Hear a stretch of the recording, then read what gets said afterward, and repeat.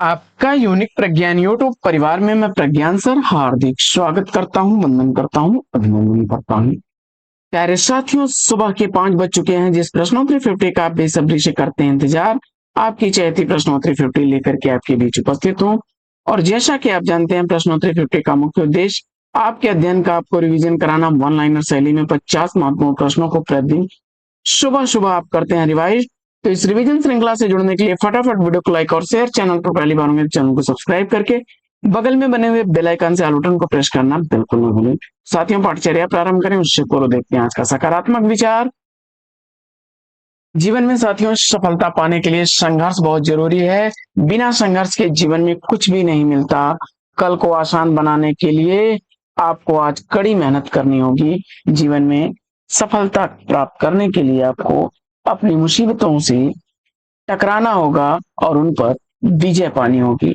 इसी सकारात्मक विचार के साथ प्रारंभ करते हैं प्रश्नोत्तरी 50 को और देखते हैं प्रश्नोत्तरी 50 का पहला प्रश्न। अंजलि और अर्घ किसके जीवन पर आधारित रचना? अंजलि और अर्घ महात्मा गांधी के जीवन पर आधारित रचना है। 1950 ईस्वी की प्रकाशित यह जीवनी विधा की रचना है। बढ़ते हैं आगे और देखते हैं प्रश्न संख्या 2। दूसरा प्रश्न है, लोग भूल गए हैं काव्य कृति के रचनाकार कौन है? लोग भूल गए हैं या काव्य रचना रघुवीर सहाय की। प्रश्न संख्या 3, मानसलवाद का प्रवर्तक किसे माना जाता है? मानसलवाद का जनक रामेश्वर शुक्ल अंचल को माना जाता है। चौथा प्रश्न, आदिकाल को आविर्भाव काल किसने कहा? आदिकाल को आविर्भाव काल कहने वाले शैलेश जैन। प्रश्न संख्या 5 है कि रीतकालीन कवि कविता के सौदागर थे, किस विद्वान का कथन है? रीतकालीन कवि कविता के सौदागर थे, यह बच्चन सिंह का कथन है। प्रश्न संख्या 6 है कि सुजान विनोद के रचनाकार कौन है? सुजान विनोद देव की रचना है। प्रश्न संख्या 7 है कि प्रथम मार्क्सवादी आलोचक कौन है? प्रथम मार्क्सवादी आलोचक शिवदान सिंह चौहान है। प्रश्न संख्या 8 है, गवई गंध गुलाब निबंध के निबंधकार कौन है? गवई गंध गुलाब निबंध विवेकी राय द्वारा लिखा गया 1980 ईस्वी का प्रकाशित निबंध है। 9वां प्रश्न है कि काव्य शास्त्री ग्रंथ काव्य मीमांसा के लेखक कौन है? काव्य शास्त्री ग्रंथ काव्य मीमांसा राजशेखर की रचना है। प्रश्न संख्या 10 है कि सुजान सागर सुजान हित प्रबंध के रचनाकार कौन है? सुजान सागर सुजान हित प्रबंध घनानंद की रचना है। 11वां प्रश्न है कि मॉडर्न हिंदी लिटरेचर के रचनाकार कौन है? मॉडर्न हिंदी लिटरेचर रचना इंद्रनाथ मदान की है 1939 ईस्वी की। 12वां प्रश्न है कि हिंदी साहित्य का विवेचनात्मक इतिहास पुस्तक के लेखक कौन है? हिंदी साहित्य का विवेचनात्मक इतिहास पुस्तक सूर्यकांत शास्त्री जी की है 1930 ईस्वी इस पुस्तक का प्रकाशन। प्रश्न संख्या 13 है कि रीतकाल के किस कवि को साक्षात रसमूर्ति कहा जाता है? तो रीतकाल के घनानंद को साक्षात रसमूर्ति कहा जाता है। प्रश्न संख्या 14 है कि चल खुसरो घर आपनो कहानी के कहानीकार। चल खुसरो घर आपनो यह कहानी मिथिलेश्वर की है। 15वां प्रश्न है कि टोकरी में दिगंत काव्य रचना के रचयिता कौन है? टोकरी में दिगंत काव्य रचना अनामिका की है। 16वां प्रश्न है कि परमानंद किसके शिष्य थे? तो परमानंद वल्लभाचार्य के शिष्य थे। 17वां प्रश्न है कि हिंदी साहित्य का प्रथम गद्य काव्य किसे कहा जाता है? हिंदी साहित्य का प्रथम गद्य काव्य साधना है, राय कृष्णदास द्वारा लिखा गया। प्रश्न संख्या 18 है कि हिंदी का प्रथम दुखांत नाटक कौन सा है? हिंदी का प्रथम दुखांत नाटक रणधीर प्रेम मोहिनी। 19वां प्रश्न है कि संत हृदय नवनीत समाना पंक्ति के लेखक कौन है? संत हृदय नवनीत समाना यह पंक्ति तुलसीदास की।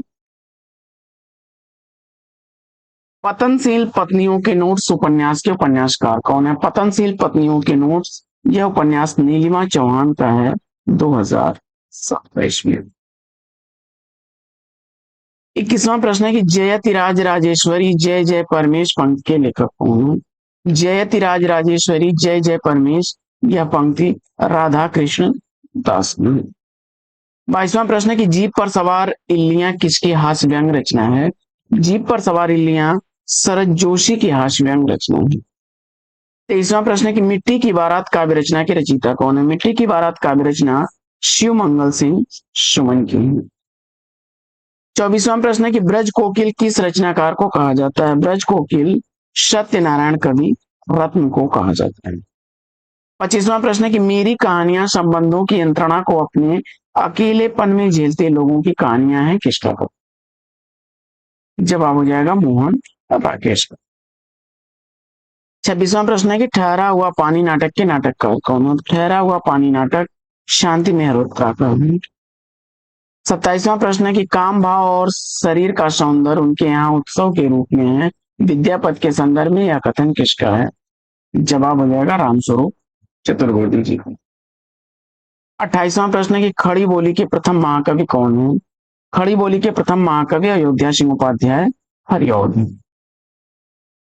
29वां प्रश्न है कि हवा में तैरते हुए यात्रा साहित्य के लेखक कौन है? तो हवा में तैरते हुए यात्रा वृतांत राजेंद्र अवस्थी का है। 30वां प्रश्न है कि चल खुसरो घर आपनो उपन्यास के उपन्यासकार कौन है? चल खुसरो घर आपनो यह शिवानी का उपन्यास है। 31वां प्रश्न है कि कठिन काव्य का प्रेत किस कवि को कहा जाता है? कठिन काव्य का प्रेत केशवदास को कहा जाता है। 32वां प्रश्न है कि सखी वे मुझसे कहकर जाते पंक्ति के रचनाकार कौन है? सखी वे मुझसे कहकर जाते मैथिली शरण गुप्त की पंक्ति है। 33वां प्रश्न है कि पंच पांडव चरितरास के रचनाकार कौन है? पंच पांडव चरितरास शालिभद्र सूर की रचना है 15 सर्गों की। 34वां प्रश्न है कि दो चट्टाने काव्य कृति के रचयिता कौन है? दो चट्टाने काव्य रचना हरिवंश राय बच्चन की। इस रचना के लिए साहित्य अकादमी पुरस्कार से सम्मानित किया गया था 1968 ईस्वी में। कठिन गद्य का प्रेत कुट्टी चाटन किस कवि का उपनाम है? यहाँ ध्यान दीजिएगा, काव्य का प्रेत नहीं पूछा जा रहा है। केशव को कहा जाता है कठिन काव्य का प्रेत, लेकिन यहाँ कठिन गद्य का प्रेत। कठिन गद्य का प्रेत और कुट्टी चाटन नाम से अज्ञेय प्रसिद्ध है। किरातार्जुनियम में सर्गों की संख्या पूछा जा रहा है। किरातार्जुनियम भारवी द्वारा लिखी गई रचना 18 सर्ग है। 37वां प्रश्न है कि कदम कदम बढ़ाए जा खंड काव्य के रचनाकार कौन है? कदम कदम बढ़ाए जा खंड काव्य गोपाल प्रसाद व्यास का है। 38वां प्रश्न है कि बहता हुआ पानी उपन्यास के उपन्यासकार कौन है? बहता हुआ पानी उपन्यास राजेंद्र अवस्थी का है। 39वां प्रश्न है कि सुजान चरित के रचनाकार कौन है? और सुजान चरित का रचनाकार सूदन है। विनायक उपन्यास के उपन्यासकार पूछा जा रहा है। प्रश्न संख्या 40 का सही जवाब रमेश चंद्र शाह। साहित्य जन समूह के हृदय का विकास है, किसका कथन है? साहित्य जन समूह के हृदय का विकास है, बालकृष्ण भट्ट का कथन है। जैनेन्द्र का प्रथम उपन्यास कौन सा है? जैनेन्द्र का प्रथम उपन्यास परख है। डूबत भारत नाथ बेग जाओ जागो अब जागो यह पंक्ति किस रचनाकार की है? जवाब हो जाएगा प्रबोधिनी कविता से अवतरित या भारतेंद्र की पंक्ति है। आत्मार्पण खंड काव्य के रचनाकार कौन है? आत्मार्पण खंड काव्य द्वारिका प्रसाद गुप्त का है। प्रश्न संख्या 45 है कि मैं कविता को जीवन तक पहुंचने की सबसे सीधी और सबसे छोटी राह मानता हूं, किसका कथन है? मैं कविता को जीवन तक पहुंचने की सबसे सीधी और छोटी राह मानता हूं, यह रामधारी सिंह दिनकर का कथन है। वसंत वियोग के रचनाकार कौन है? तो वसंत वियोग राय देवी प्रसाद पूर्ण की रचना है 1912 ईस्वी की। कोरे क्रम क्रम ते कहीं अलंकार के लिए तीन पंक्तियों के रचनाकार कौन है? जवाब हो जाएगा दुर्लभ है। नए इलाके में काव्यकृति के रचनाकार कौन है? नए इलाके में अरुण कमल की रचना। और रोमांटिसिज्म के लिए हिंदी में स्वच्छंदतावाद का प्रयोग किसने किया था? आचार्य रामचंद्र शुक्ल। प्रश्न संख्या 50 है कि साहब मेटो चूक हमारी यह पंक्ति किसकी है? तो धर्मदास की पंक्ति है।